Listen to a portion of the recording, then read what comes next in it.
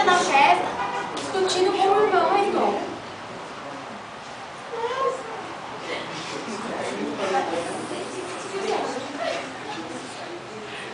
Devido à discussão, o filho mais velho aponta uma arma para o filho mais novo.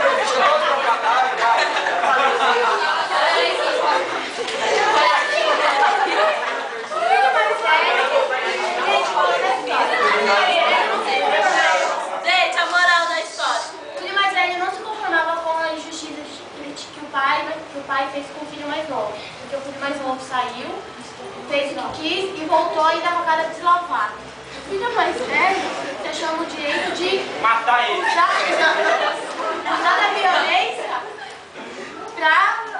para atingir o mais novo, que acabou atingindo toda a família. Mas isso porque nos dias de hoje, porque não é certo fazer isso. Tem que